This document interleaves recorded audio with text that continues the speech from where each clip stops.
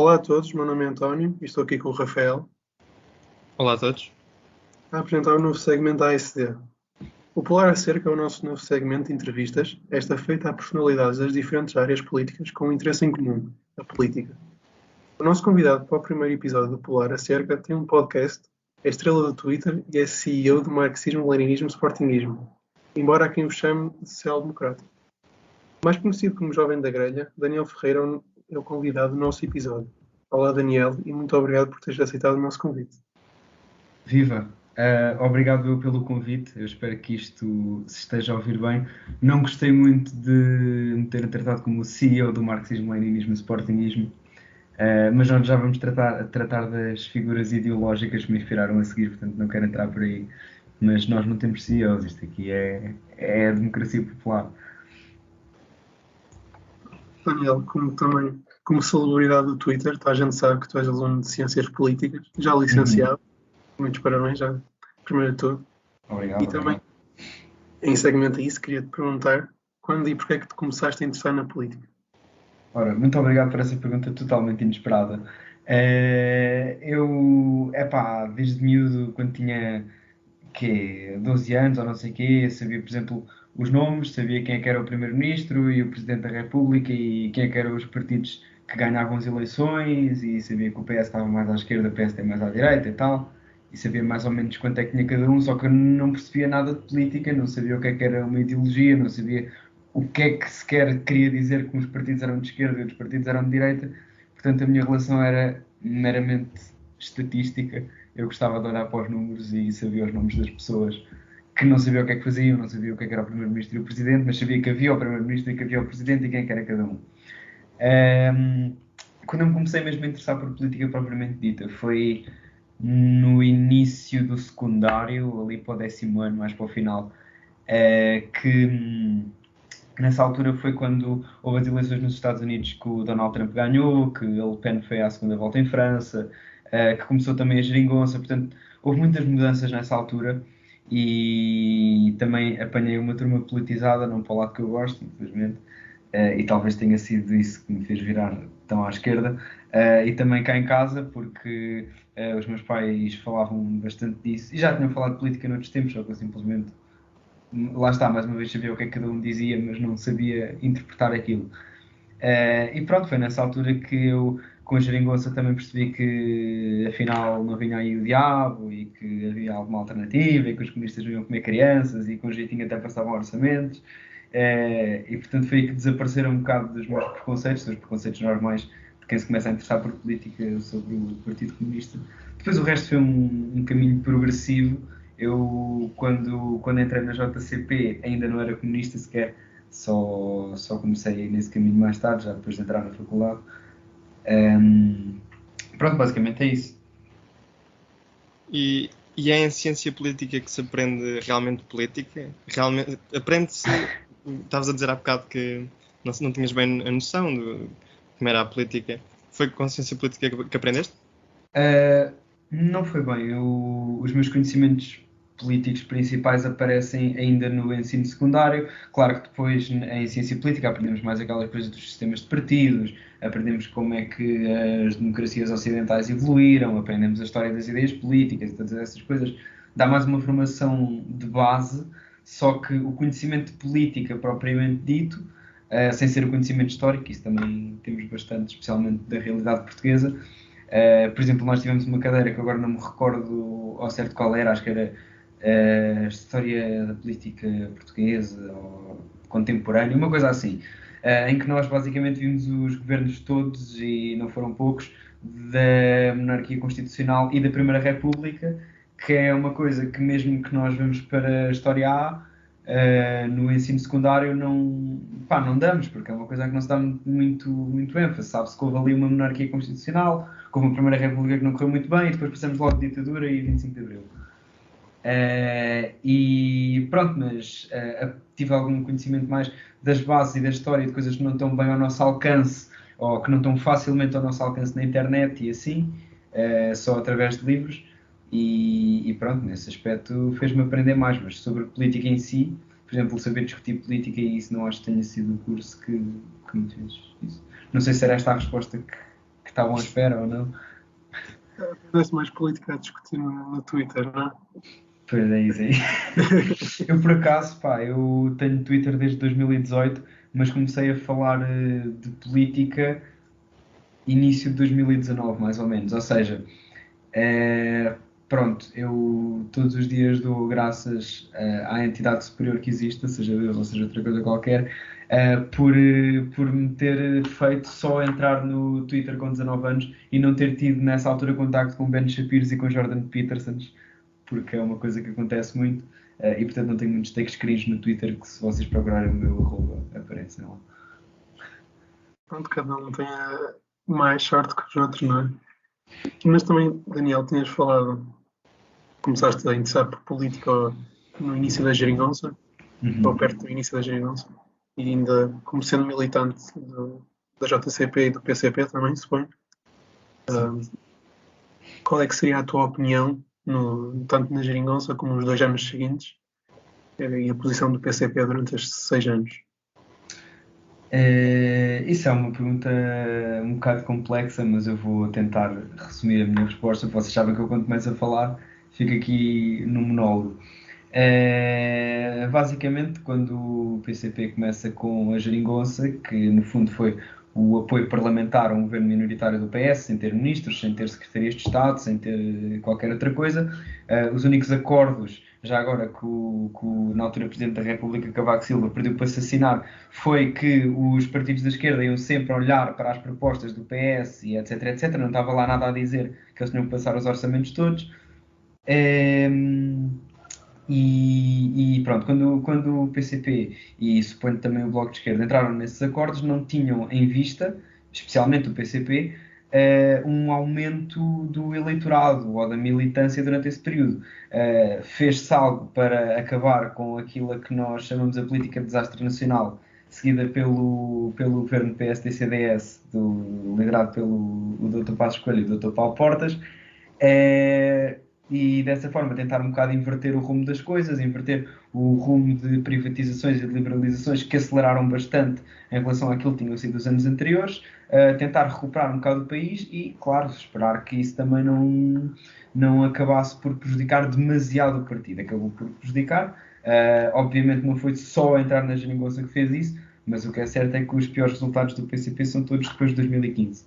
E isso também foi um sacrifício que eu acho que valeu a pena, porque na verdade a vida dos portugueses melhorou bastante graças a estes 6 anos, e especialmente aos primeiros 4, especialmente ali até 2017, 18. E agora a vida continua, não é? Não há solução perfeita para todos os problemas. Diz.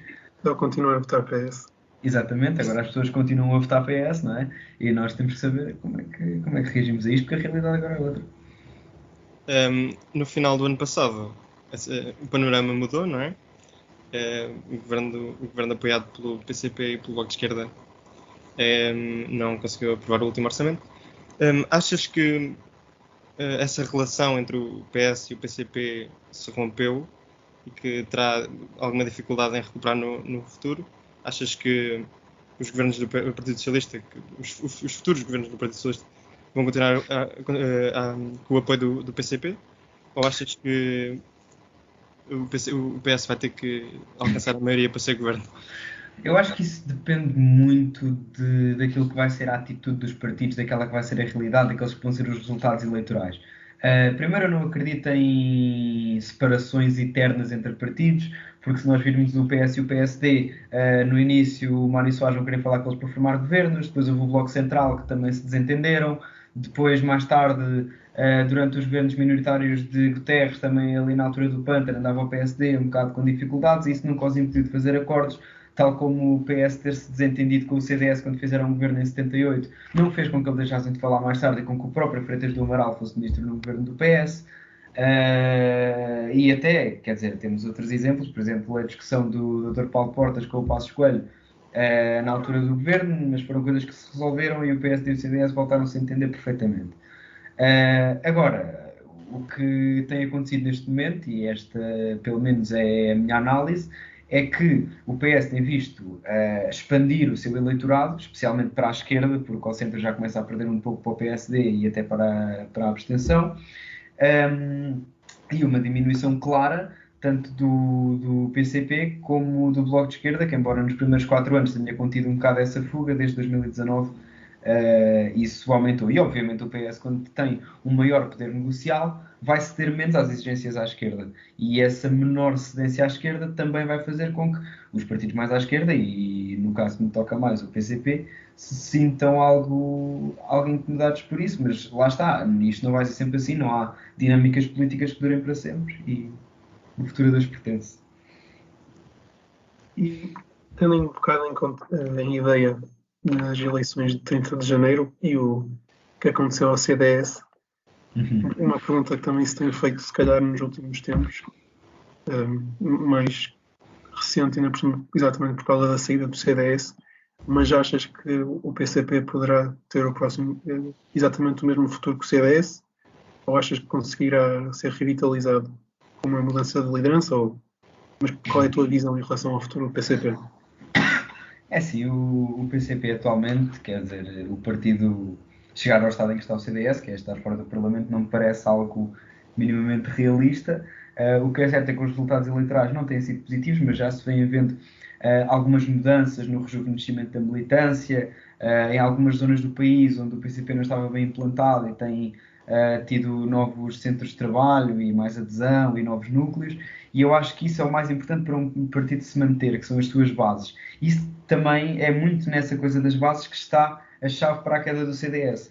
Porque o CDS, não vou dizer só quando começa, mas também nos anos 80, quando era o partido do táxi e tudo mais, tinha ligações à sociedade civil, tinha ligações à igreja, tinha ligações a partidos estrangeiros. O CDS tinha uma base sólida e sustentada, e este não é o caso do CDS, porque em Portugal a realidade é um bocadinho diferente, mas mesmo noutros países os partidos democratas cristãos também tinham ligação a alguns sindicatos e assim, e o CDS não tem isso.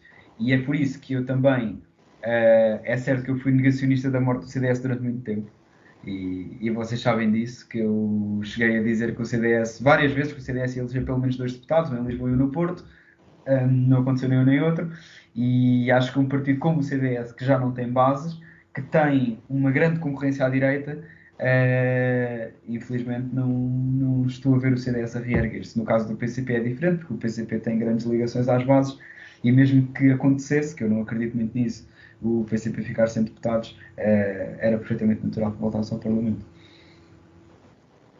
E achas que, no contexto mais internacional e europeu, achas que, particularmente, o comunismo, não digo os partidos da esquerda, o grupo parlamentar da esquerda, mas em específico o comunismo, achas que está a perder terreno na Europa e a nível internacional, desde talvez dos anos 90? Achas que essa tendência se pode reverter? Na Europa, sem dúvida que está a perder terreno, e acho que isso é relativamente consensual, não só entre nós, mas entre toda a gente. Porque durante os anos 80 houve ainda a moda do eurocomunismo, que atraiu muita intelectualidade europeia, muitos militantes dos partidos socialistas, e que até deu grandes resultados a partidos como o italiano ou o espanhol, mesmo o francês até, embora o francês tenha tido ali umas oscilações, que umas vezes era stalinista, outras vezes era eurocomunista, outras vezes era tipo PCP, andava ali muito às voltas, mas pronto, não interessa. Depois, entretanto, há a queda do Muro de Berlim e o eurocomunismo vai passando de moda, há partidos que se extinguem, há partidos que acabam, e, bem, no fundo, acabam por sobrar muito poucos do lado de cá do muro. Do lado de lá ainda houve alguns durante algum tempo, mas acho que na Europa o comunismo está numa situação muito complicada, e os partidos comunistas em particular, mas é o nosso dever continuar a lutar por manter a nossa força e por espalhar a nossa palavra, e por ter noção, obviamente, que o mundo não é só os países, no fundo, que estão para cá da Rússia.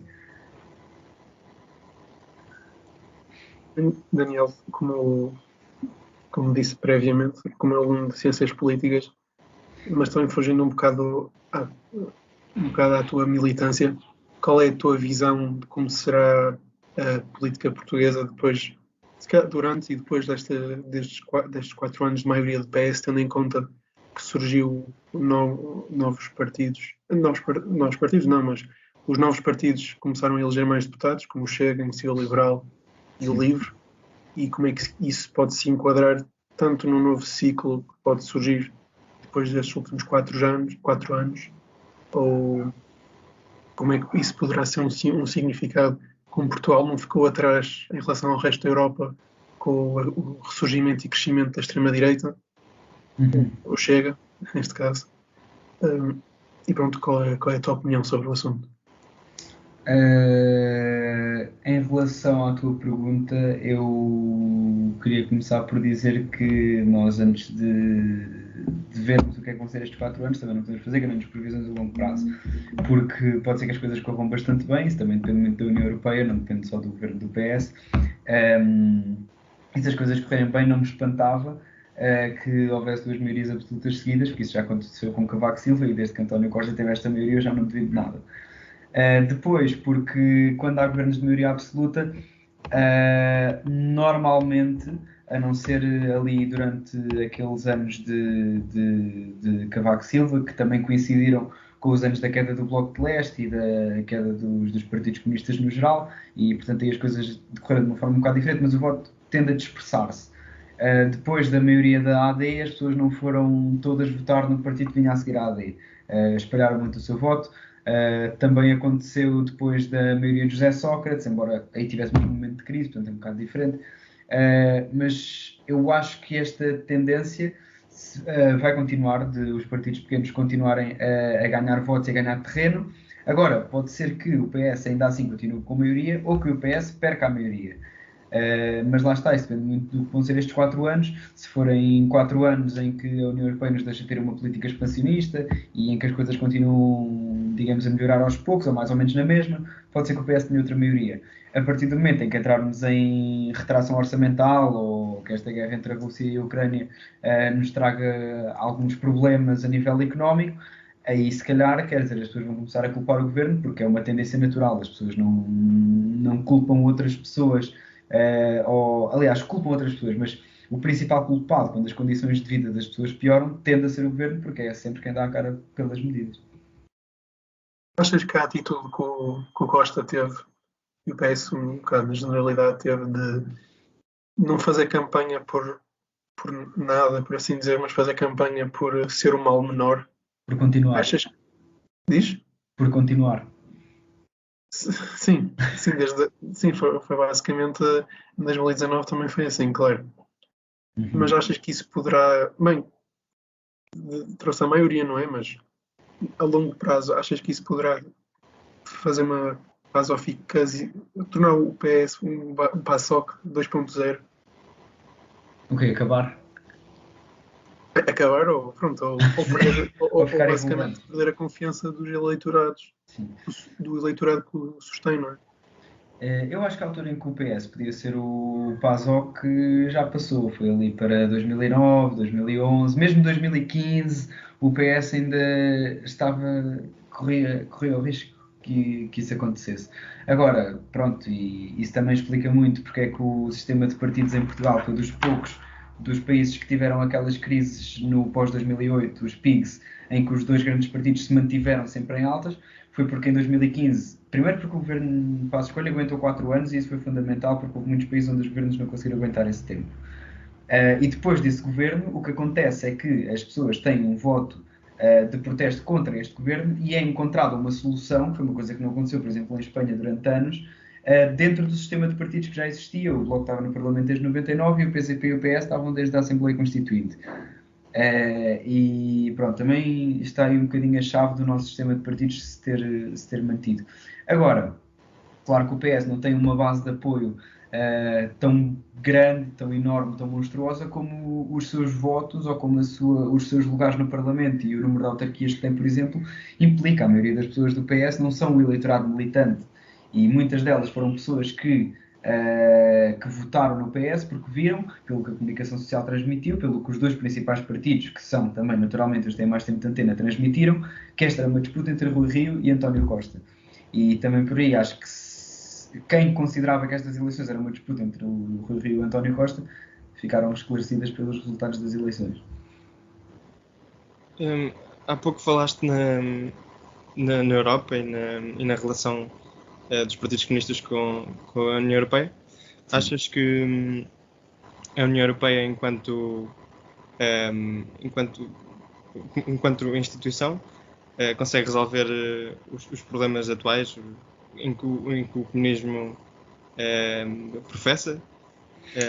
Achas que a União Europeia é o caminho? Isto é um bocadinho. Bem, a União Europeia para nós obviamente não é o caminho a seguir, porque tem-se mostrado ao longo dos anos que existem várias contradições, que a União Europeia está presa a alguns dilemas e a alguns dogmas que estão diretamente relacionados com o capitalismo, nomeadamente liberal, e portanto não é aí que está a solução dos nossos problemas, dos problemas de países como Portugal e mesmo outros do leste da Europa, do sul da Europa, e até alguns lá mais para o centro. Agora, obviamente nós não temos aquela postura ultra, porque isso, como vimos no caso inglês, não corre bem, de começarmos a fazer toda uma cruzada contra a União Europeia, de tentar sair à maluca, porque nós sabemos que somos um país com 10 milhões de pessoas na pontinha da Europa, que ainda por cima não está entre os países mais ricos. Agora, o caminho para nós passa por, em primeiro lugar, sair do euro para voltarmos a ter a nossa soberania monetária e a União Europeia trabalhar para que esta se dissolva de uma forma, digamos, em que haja o acordo dos vários países e que seja um trabalho conjunto e que não seja a dissolução da União Europeia não seja algo como a dissolução da União Soviética, que é de um dia para o outro. É muito por aí que está a nossa política em relação à União Europeia. Acho que seria mais positiva a dissolução da União Europeia, pronto, tendo em conta a tua ideologia, não é? Daniel, achas que seria mais positiva a dissolução ou, bem, um bocado irónico, mas uma reforma da União Europeia? Ou achas que seria, por exemplo, aparece a União Soviética, pronto, União das Repúblicas Europeia Socialistas depois da Europeias. Revolução? Como marxista-leninista, qual é a tua visão para uma Europa ou para um... Bom, nós queremos uma Europa nova de países realmente livres e soberanos, que é algo que não existe e não acredito muito nas reformas porque, digamos, os dogmas a que a União Europeia está presa fundamentalmente com o sistema económico capitalista são princípios que já lá estavam desde a sua fundação ou pouco depois. Não foram coisas que foram sendo acrescentadas ao longo dos anos, não foram coisas que chegaram nos anos 80. Portanto, o que eu vejo é que na União Europeia não há grande solução através de reformas. Poderá tornar-se a União Europeia um pouco mais democrática, poderá dar-se uma maior soberania aos países, mas o caminho para mim terá sempre que ser a dissolução e a reconstrução de uma nova Europa onde estes dogmas não estejam presentes. Pronto, e achas que esse caminho seria através da Revolução, correto? Talvez, isso também depende muito dos países, sabes?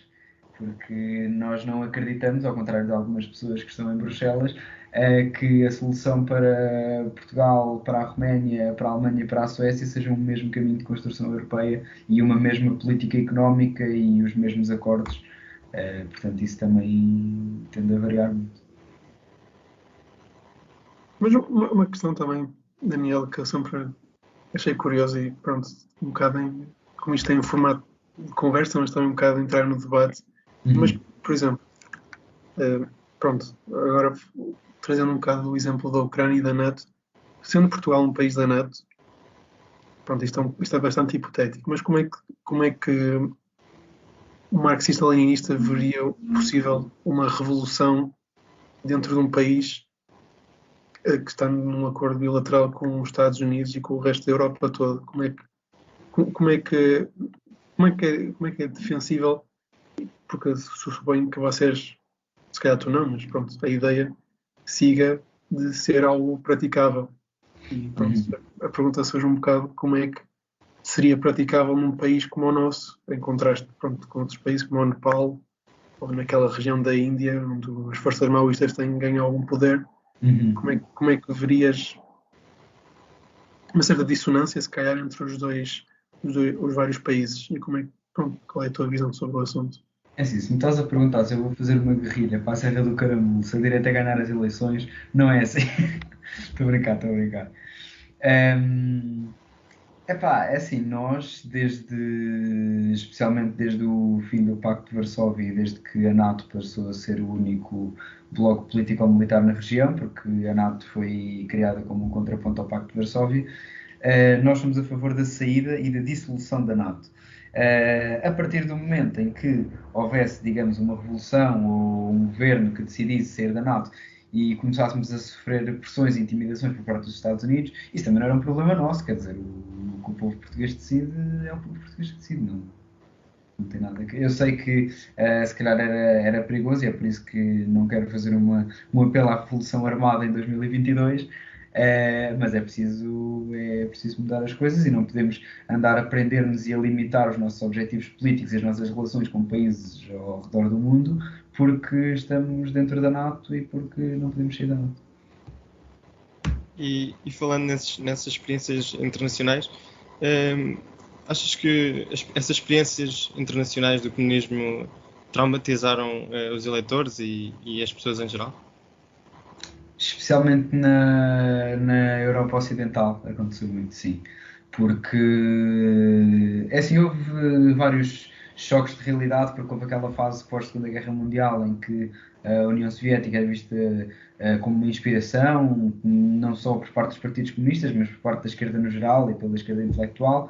Depois há alguns momentos, como o discurso do Khrushchev e a desestalinização que é feita na União Soviética.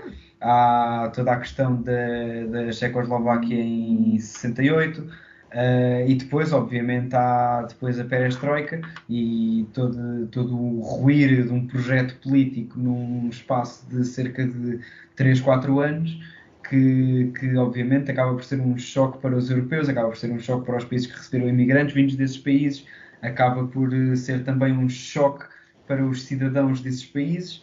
E por isso é que, e eu quero pôr aspas nesta palavra porque se calhar podia usar outra, mas ficou um pouco queimado o comunismo e não há sítio no mundo onde ver uma foice e um martelo provoque tanta comichão como na Europa Ocidental, talvez nos Estados Unidos, mas os Estados Unidos eram outra grande potência, por isso é perfeitamente natural. Agora, obviamente, no leste a situação também não ficou famosa. No leste houve toda a questão da tentativa de modernização, da tentativa de ocidentalização, que também não correu muito bem. Os governos, quer dos partidos pós-comunistas, quer dos partidos de direita, consistiram quase sempre em reformas da chamada terapia de choque, a não ser em alguns países como a Hungria ou como a Polónia, que fizeram as coisas de uma forma um pouco mais calma, também por causa do seu período de democratização, também foi um bocadinho diferente dos outros países. E isso acabou, e isto fazendo aqui um bocado uma transição para outro assunto, se me permitem, acabou por criar também alguma desilusão nas pessoas que estavam desiludidas com o projeto de sociedade que tinham e que acabou, que acabou por ruir. Ficaram desiludidas com as reformas que não correram bem e isso também explica muito a ascensão depois dos populistas, como o Sr. Viktor Orbán, como os senhores do PiS, que não é só um, porque não é um one-man show, e mesmo até a Rússia, com o Vladimir Putin, embora isto seja um pouco diferente, porque na Rússia não foi bem o fracasso com as reformas, foi mais a questão da humilhação que a Rússia sofreu e tal, depois da dissolução da União Soviética, e é por isso que nós hoje vemos nesses países uma completa descredibilização dos responsáveis políticos e é por isso que normalmente estes países estão a ficar reduzidos a concorrer entre um populista de direita e uma salganhada de partidos, ninguém percebe muito bem o que é, que acabam por juntos tentar derrotar esse populista. E eu também não vejo nenhuma saída para a Europa de Leste, neste momento realista, porque acabam por se enfrentar esses dois blocos, um que não é definido e o outro que, enfim, acho que não agrada muita gente. E pronto, já estou aqui a divagar um bocado, mas no fundo, respondendo diretamente à tua pergunta, sim, acho que essas experiências acabaram por fazer com que, particularmente na Europa, o comunismo passasse a ser mais mal visto até do que era durante a Guerra Fria.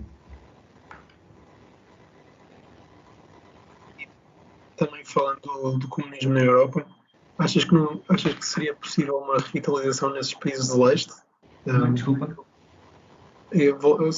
Continuando a conversa que estavas a ter, Dani, do comunismo na Europa de Leste, tu achas que seria possível revitalizar a imagem do comunismo no geral, pronto, do marxismo-leninismo, na Europa de Leste, ou achas que se quer algo pronto, que vai ficar demasiado marcado nas suas populações e nunca será algo que pode ser revitalizado? Pronto.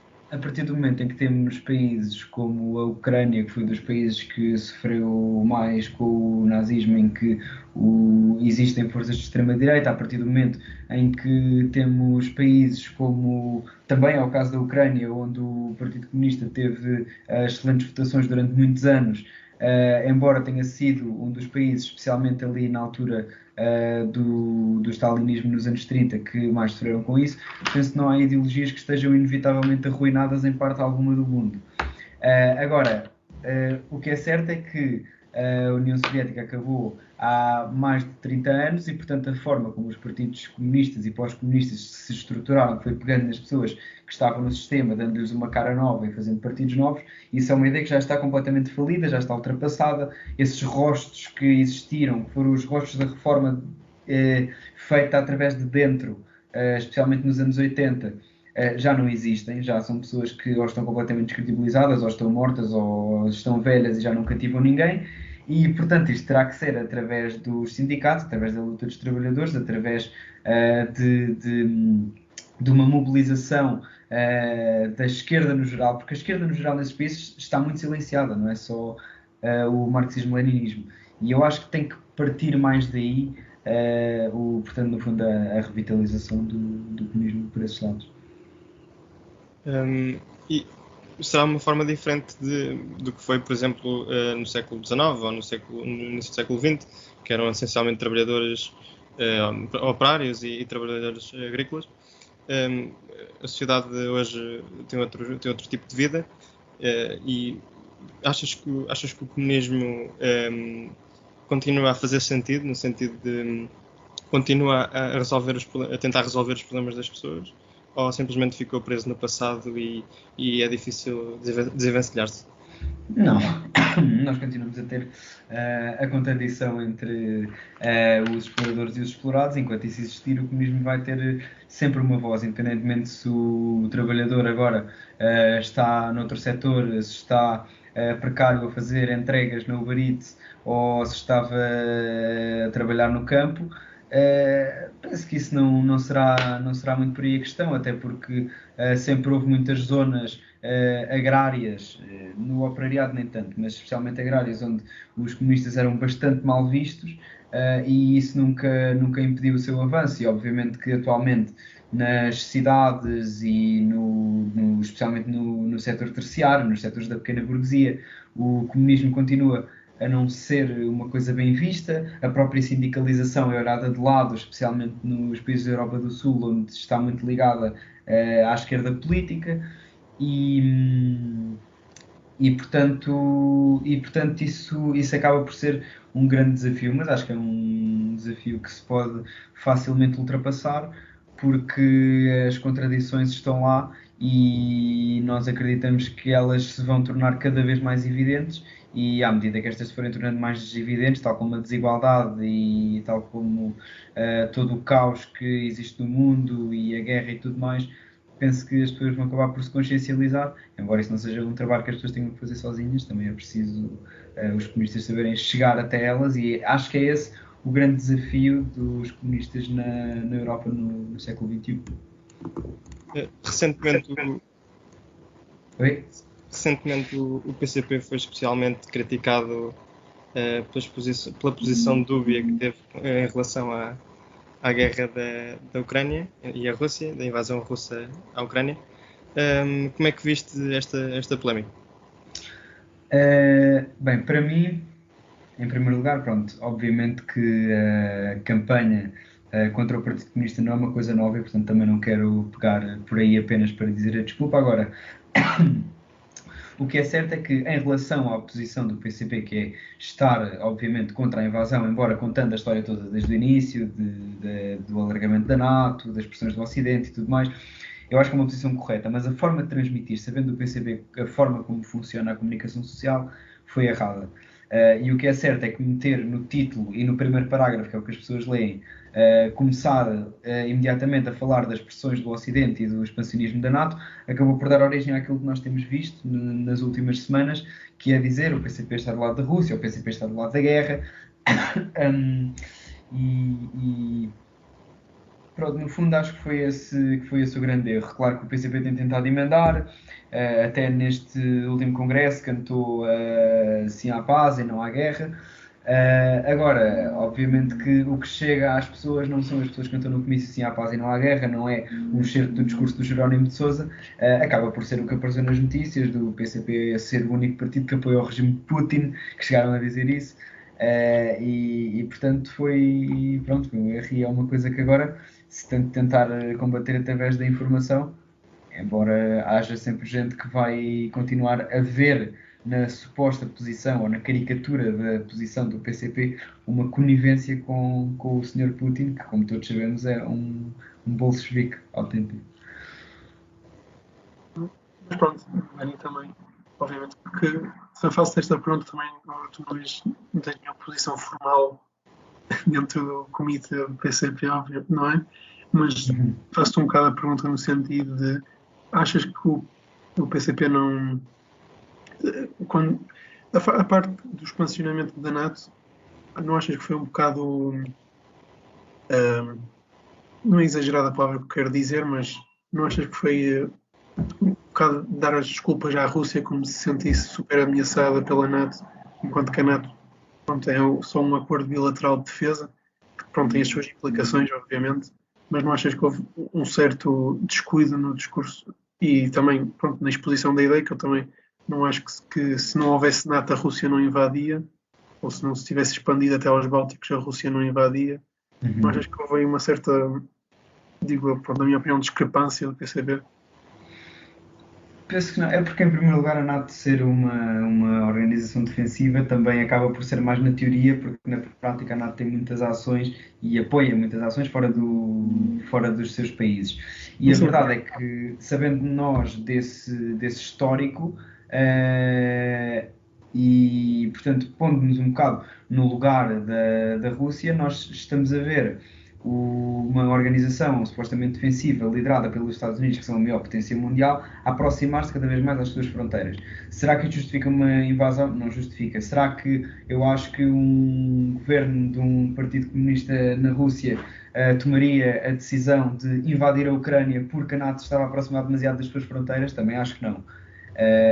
Agora, nós tentarmos perceber as motivações por trás de uma ação, penso que não é o equivalente a estar a justificar uma invasão.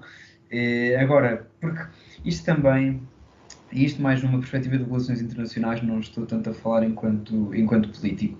A verdade é que as grandes potências tendem sempre a querer querer expandir a sua influência, pelo menos nos países que as rodeiam. E isso é independente do regime que se adote, independentemente de quem sejam os governantes, independentemente da altura da história em que estamos.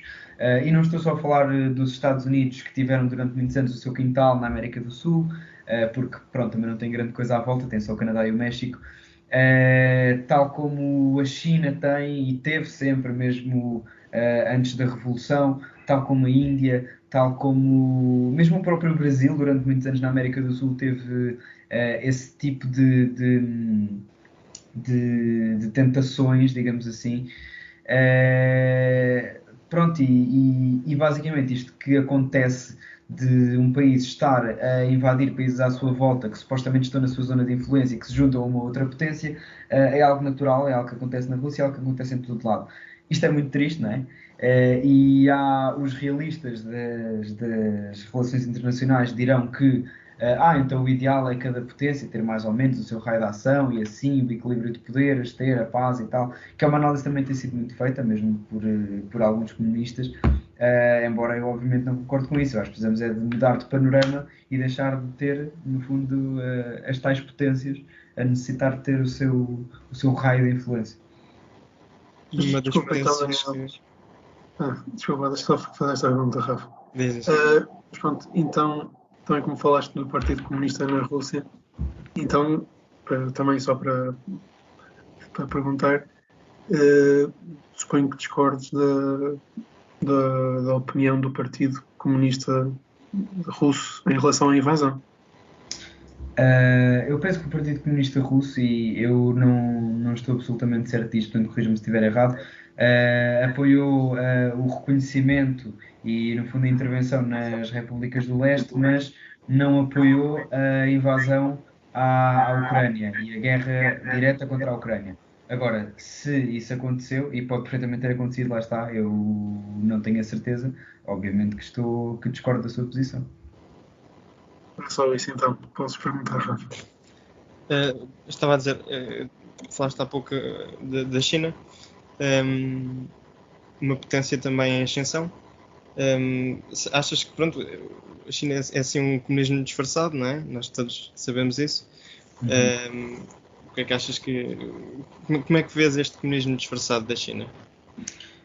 Bem, em relação à China, e isto falando mais no lugar do Partido Comunista, o PCP sempre teve as suas divergências em relação à China, especialmente a partir da ruptura sino-soviética, a partir do momento em que os Estados Unidos e a China começam a manter a sua relação e até em África começam a estar mais ou menos do mesmo lado contra as forças apoiadas pela pela União Soviética. E, portanto, nesse aspecto as nossas divisões são bem claras e com a abertura ao capitalismo ainda mais separado ficamos, obviamente, deles. Agora, é certo que a China não é um país socialista, não é um país comunista, aliás, penso que é dos melhores exemplos de capitalismo de Estado que existe. Portanto, quando nós pensamos em capitalismo de Estado, pensamos na China.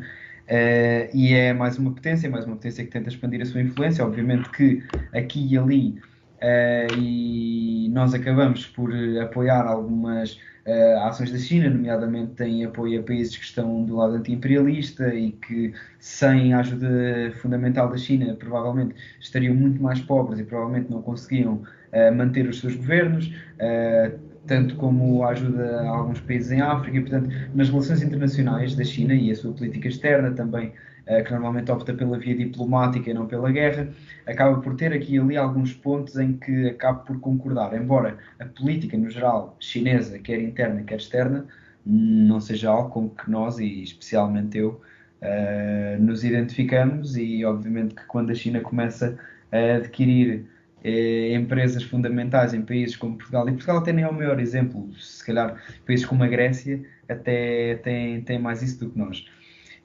Obviamente que discordamos e obviamente que sabemos que esse tipo de acordos não são iguais, porque temos alguns países que estão, no fundo, desesperados por dinheiro ou por infraestruturas e que acabam por ter que ceder à China, caso contrário terão que optar por um caminho de austeridade, por um caminho de retração.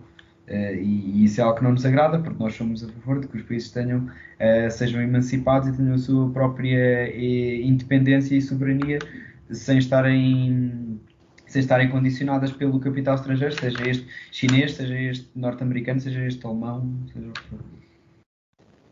Sim, Dani, e agora que também passamos um bocado a falar de experiências, pronto, sejam elas agora comunistas ou não, pronto, assim, também não estou a dizer que a China é comunista, só estou a dizer experiência no geral tomada por alguns.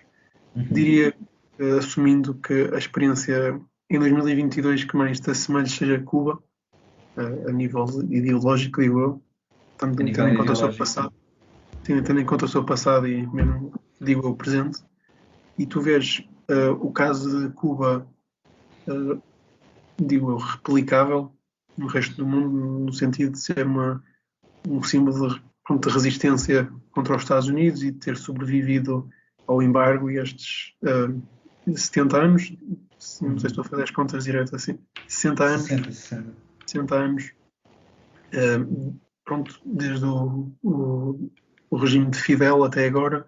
E também se não achas criticável também a posição de Cuba em relação a algumas repressões de liberdades, mesmo tendo em conta, pronto, sim, o imperialismo americano que está sempre à porta deles, mas também se não achas que não será um bocado contraproducente a longo prazo, pronto, esse nível de repressão política que há em Cuba. Ora, primeiro, obrigado por me falares de Cuba, porque é uma coisa que eu adoro falar. Mesmo, genuinamente, agradeço. Depois, em relação à experiência, em primeiro lugar, e já que tu disseste qualquer coisa sobre outras experiências comunistas, e o que é certo é que eu acho que há grandes ilações, especialmente para os comunistas, a tirar de Cuba, porque nós, quando chegamos ao final dos anos 80 e início dos anos 90, todos os países que estavam mais próximos à esfera de influência da União Soviética, pelo menos mais próximos deles do que da China, acabam por ruir como um castelo de cartas. Uns mais cedo, aqueles países que estavam, que não tinham uma cultura tão afeta, provavelmente, a esses regimes, como a Rússia, por exemplo, como é o caso da Hungria, como é o caso da Polónia, como é o caso da República Checa, que depois começaram mais cedo, depois acaba por haver a mudança de rumo da Rússia, que acaba por ser fundamental, e acaba por haver outros países que vão mais por arrasto, como é o caso da Bulgária, como é o caso da Moldávia e desses países assim. Agora, o que é certo é que em Cuba as pessoas durante os anos 90 passaram bastantes mais dificuldades do que as pessoas da Europa de Leste, as pessoas não viviam melhor e ainda assim conseguiram e acabaram por manter o seu regime. E isso para mim é uma prova de como as revoluções não devem ser exportadas, porque foi muitas vezes isso que a União Soviética fez à sua volta, especialmente nos países que passaram para o Bloco de Leste a partir dos anos 50. E pronto, obviamente uma revolução exportada nunca dá grande resultado, e também por isso, quando me perguntas se o modelo de Cuba é replicável, eu não arriscaria muito, porque exportar revoluções não é uma coisa que resulte, e já temos várias provas disso ao longo da história. E outra prova que temos é que um regime, qualquer que ele seja, sem um apoio e uma base popular, acaba inevitavelmente por cair.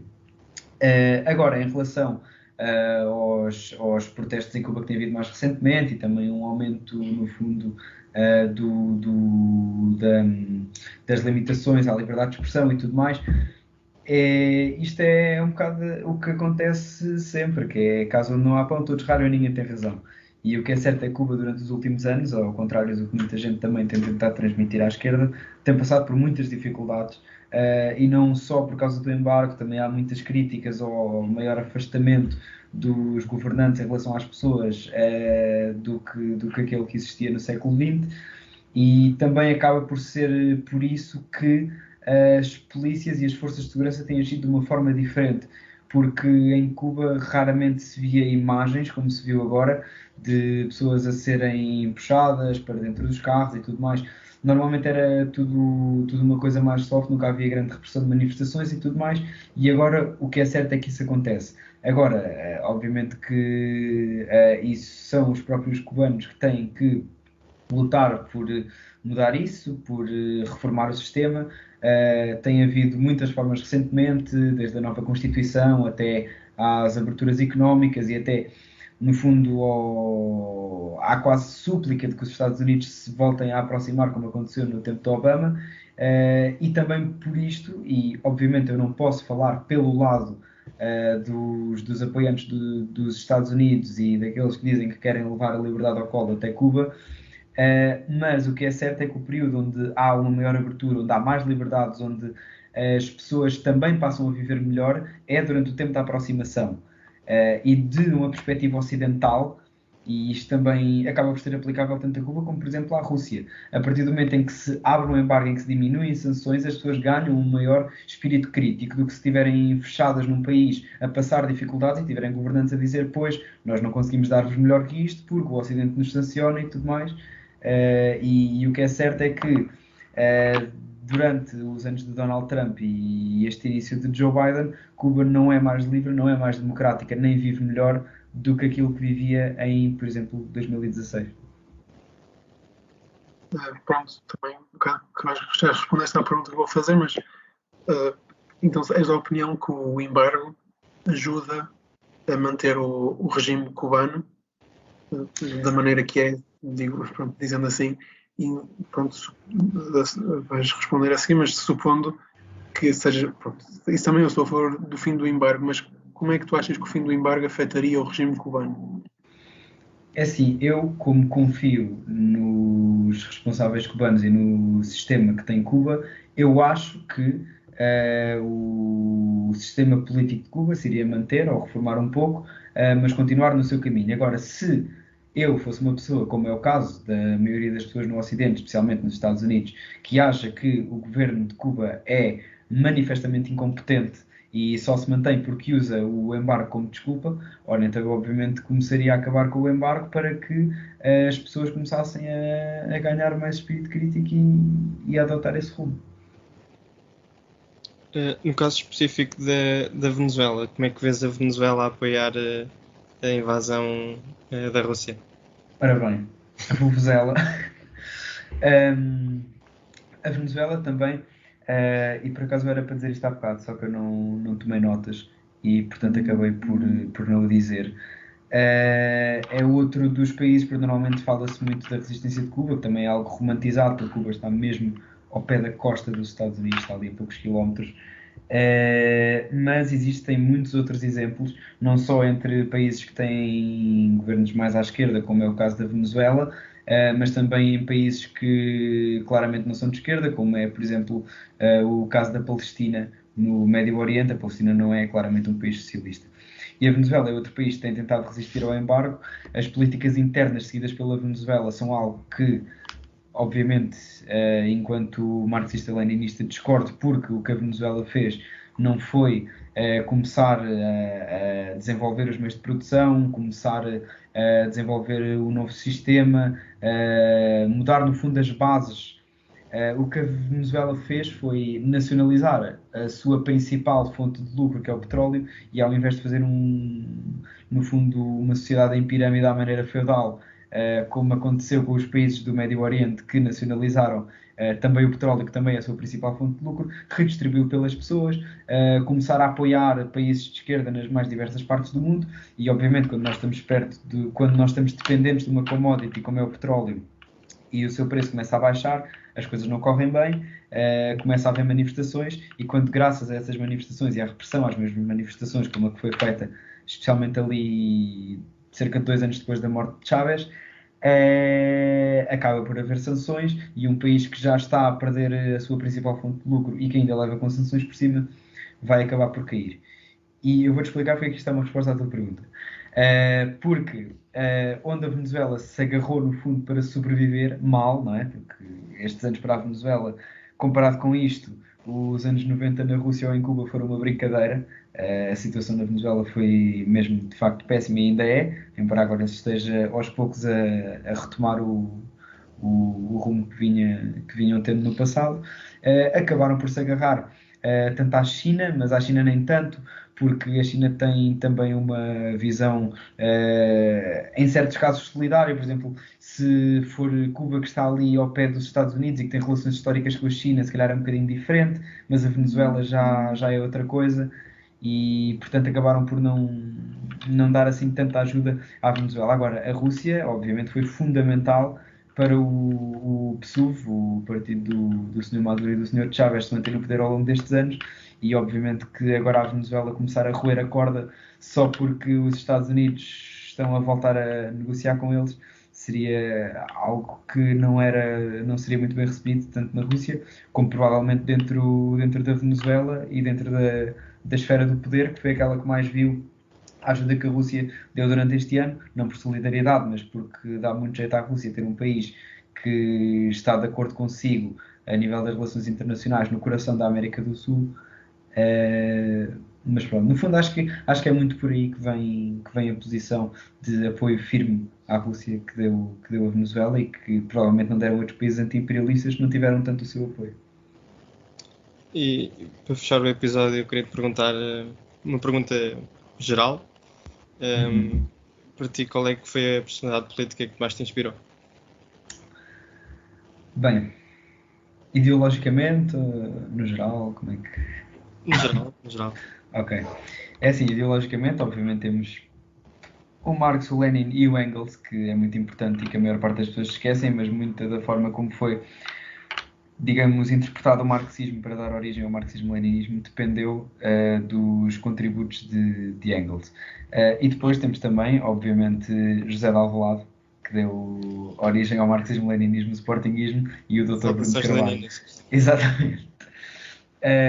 Não, mas, e pronto, fora das figuras ideológicas, obviamente há aqui e ali algum político pelo qual eu tenho mais simpatia.